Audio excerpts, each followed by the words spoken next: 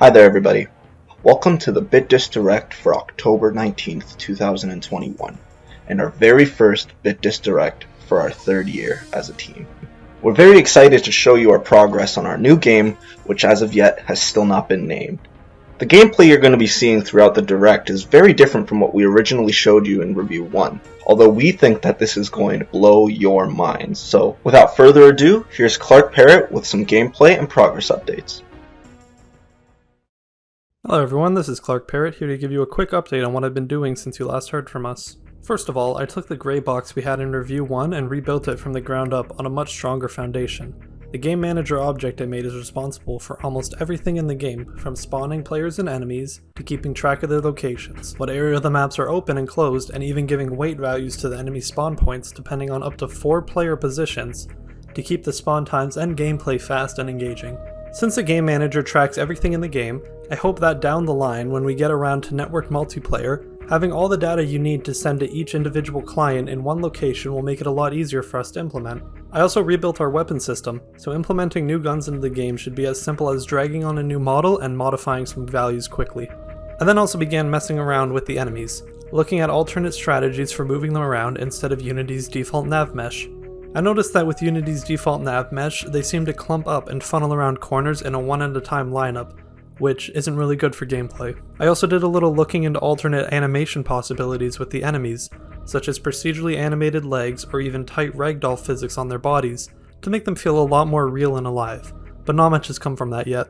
Last but not least, I set up some small things, like 1 to 4 player enemy scaling, some general cosmetic stuff like the weapons swaying when you look around, and damage numbers on enemies. I also set up a base interactable class that works on opening doors and eventually will be used for buying weapons and basically every other interaction in the game. I then tested to make sure all of this works with 4 players in the most scuffed way possible, and that's about it for me. Hi, my name is Mitchell. I'm going to be going over the rooms. In order to make the rooms and maps for our game, we've taken inspiration from other maps from other games such as Kino der Toten, from Call of Duty Black Ops, Zombies, and Der Eisenhower, also from Call of Duty Black Ops. Also, the map from Killing Floor 2. So, if we go through here, you will see the 8 maps in which I've made, each one designed in a different way.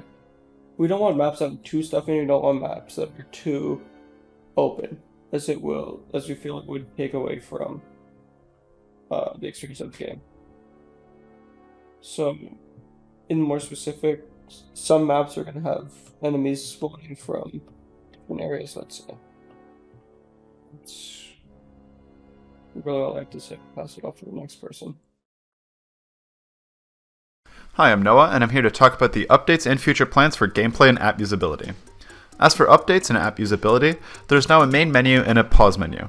Another thing is an auto-updating game launcher, and stay tuned for more details about that later. For gameplay, there are a couple things that have been added and some more things planned, but the main thing is a recoil system. Recoil is very important for satisfying gameplay, as without it, the gun feels like it has no kick to it. It also prevents players from just holding down fire and having no consequence for having the highest DPS available out of the gun, which can be bad for game balance if left completely unchecked.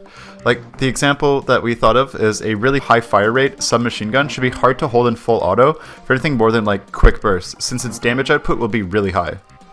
For our game, I want a good balance of skill-based pattern recoil found in more competitive shooters like Counter-Strike, and the more casual random recoil, or also known as bloom recoil, where the shots just get more random as you hold down. So another thing that we added is enemies now deal damage to the player, although exactly how we're going to do that is needs a bit more work, since right now it's just on contact, but there's no timer or anything, so if they just kept bumping into you, they would just keep dealing damage. Now that's pretty much it for my updates. I'll hand it on to whoever's next.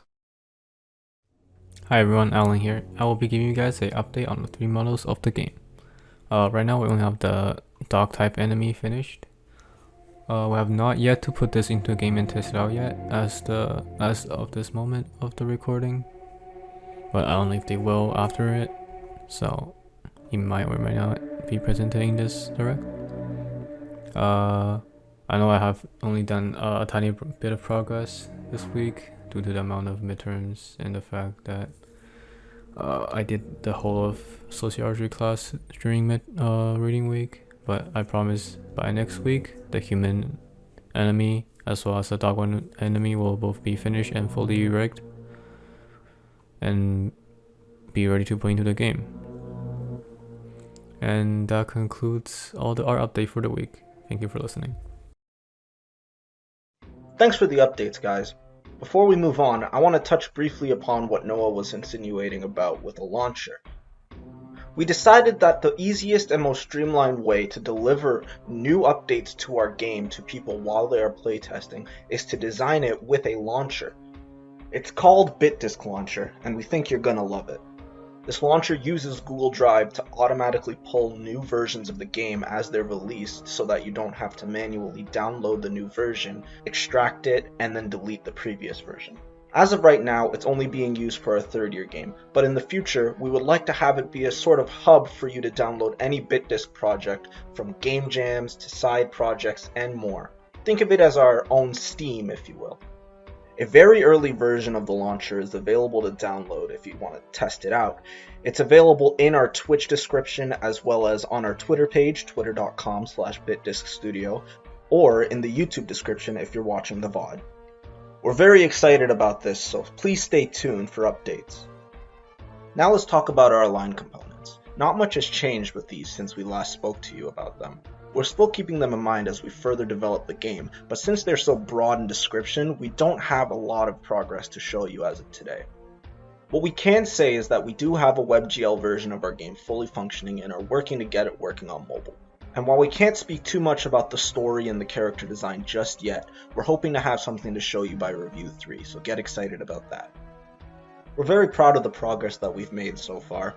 Because of our simple scope and our clear vision as to where we want to take our game, we feel that we're pretty ahead of the curve in terms of completion, which is great for us as that gives us more time to further polish the game to be as great as possible, something that we strive to do since the beginning of development. And that's it for today's BitDisk Direct. We hope you enjoyed what we showed you, and we hope that you're excited for what's to come. You might have noticed a lack of bits throughout this Direct. That's just because we couldn't think of anything funny. So, to close it off, here's a video of one of our friends destroying a TV with a golf club. Until next time. I'm gonna put it more.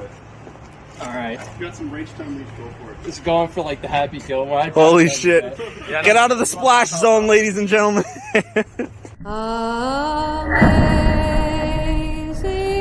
grace, how sweet. Holy shit.